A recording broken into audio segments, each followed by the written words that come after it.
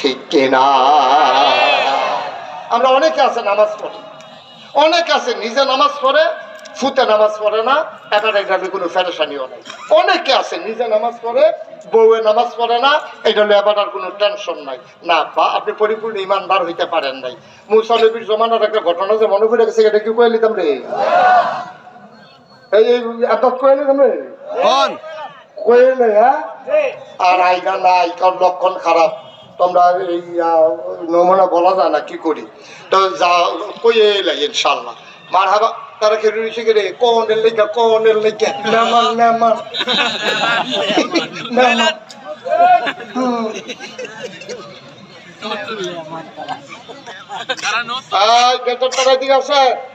তারা মনে করছে কতক্ষণ পরে মাইক সাইডা দিতেছে, এমন আছে ফজরের আজানও দিতে পারে। নমুনা খারাপ। এবারে মনে মনে বেরোন আমি আইলাম না হইলে আইলা পর্যন্ত যখন বিপদ, এটা সামনের বছর আমি আমার আগে আপনারা যাবেন, গাল্লা যা করে করো। নমুনা খারাপ এটা। মার হাবা কয় না রে, আমরা তো সামনে আইসো ভালো হইছে। হ্যাঁ, মার হাবা বলো। ওই যে কথাটা কইতাম ইসলাম মুসা নবীর জমানায়, আর আল্লাহ নবী এই কথা কইছে, কই মুসা নবীর জমানায় এক এলাকার ভিতরে মানুষ খারাপ কাম করে।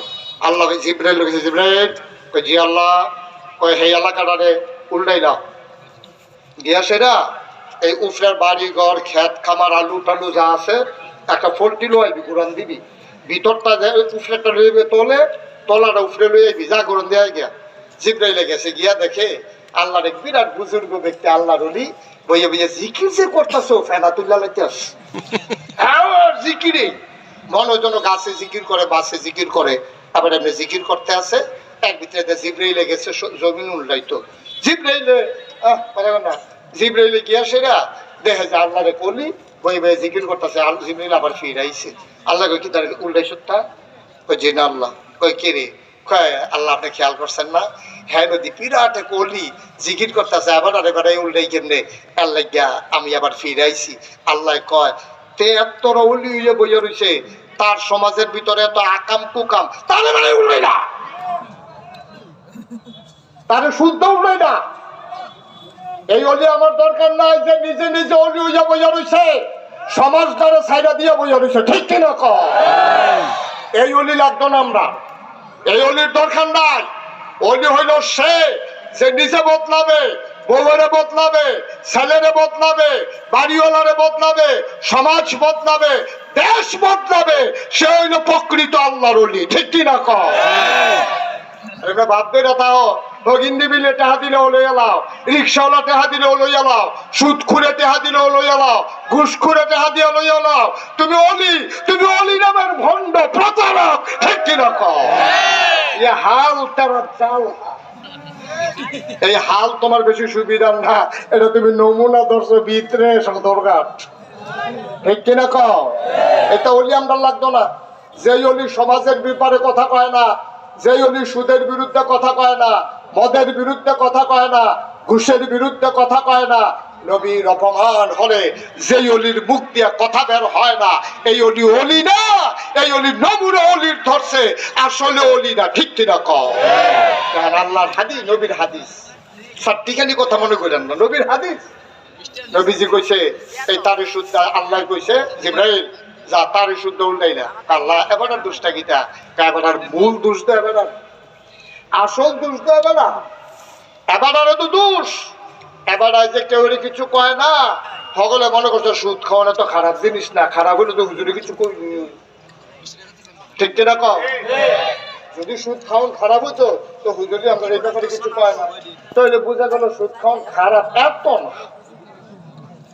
ঘুষ খাওয়ান যদি এত খারাপ হইতো, হুজুররা দাওয়াত দিলে যে আমরা বাইতে দাওয়াত খায়, একবারও দি কয় না ঘুষখোরের বাইত আমি দাওয়াত খাই না, একবারও দি কয় না সুদখোরের বাইত আমি দাওয়াত খাই না।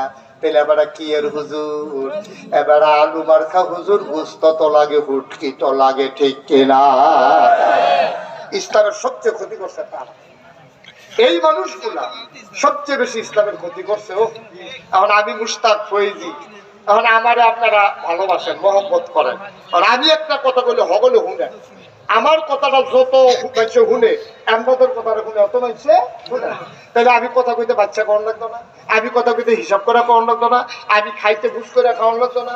আমি যদি সুদখুরের বাইক খাই তা আমি তো হুজুরে খাইলে দুষ্কি, কুতুস নম্বরে খাইলে দুষ্কি, কেউ সারে খাইলে দুষ্কি, মন্নার হুজুরে খাইলে দুষ্কি।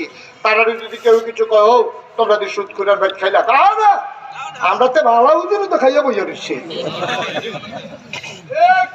লাগাইছের ফিরসাদে খায় আর এবার আমার বীজ ধরতে আছে, এটা কইবনি রে। তারা আমার চলন লাগবো বাচ্চা, আমার দাদা নাগেশের মরহুম পীর সাহেব কাবলা কইতো যে এই আল্লাহর ওলি যারা, যারা ফিরসা, যারা আল, তারা হইলো কাঁচাতি বেডির মতো। বাচ্চা হইলে বেডির যেরকম ঠান্ডা লাগলে, বেডির ঠান্ডা লাগলে বাচ্চার ঠান্ডা লেগে যায়, বেডিয়ে ভর্তা খাইছে হ্যাঁ তার ফ্যাট কামড়ায়। এই ফলাফল বুঝতে লেগে তো আসবি সব বেডেতে কাঁচা মরিচের ভর্তা খাইতে পারে না শুধু বাচ্চা থাকলে, কারণ বাচ্চায় বুকের দুধ খায়, বেডিয়ে ভর্তা খাইছে, সেই দুধের মাধ্যমে রিয়েকশন করে ফল আর ফেট কামড়ায়, ঠিক কিনা কয়? তাহলে কাঁচাতি বেডিয়েতে যেমন বাচ্চা খাওয়ান লাগে, মন্ডা ধরলে যেমন ভর্তা খেয়ে লাগান যায় না, মন্ডা ধরলে শীতের ভিতরে ঘাম করন যায় না, বেডিয়েতে মন্ডা ধরলে তেঁতুল খাইয়ে লইতে পারতো না, মন্ডা ধরলে সুহা জিনিস খাই লইতে পারতো না, ওই বাচ্চাটার ক্ষতি করবো। আলে বলা বা যারা তারা চলতে হইব বাচ্চা বুচ্চা, তারা আপনারা যারা আল্লাহওয়ালা আলেম মানে খালি মাদ্রাসা ধরলে হুজুর না, খালি ওই যে ফিরসা বইলেও হুজুর তা না। আমরাও তো কিছু কিছু হুজুরই বই দিচ্ছি, এবারে হুজুরের বাহির হিসাব বাধ্য করবছ, এবারে মাদ্রাসা ফরেনের হুজুর যেত না, কারণটা কিটা? যারা আল্লাহর নবীর কোরআন এবং সুন্নাহ বুঝবে, ওই অনুযায়ী তাদের জীবন চালাবে, তাহলে তো আল্লাহ হুজুরই হয়েছে। সুবহানাল্লাহ কইতেন না? জোরে কোন সুবহানাল্লাহ।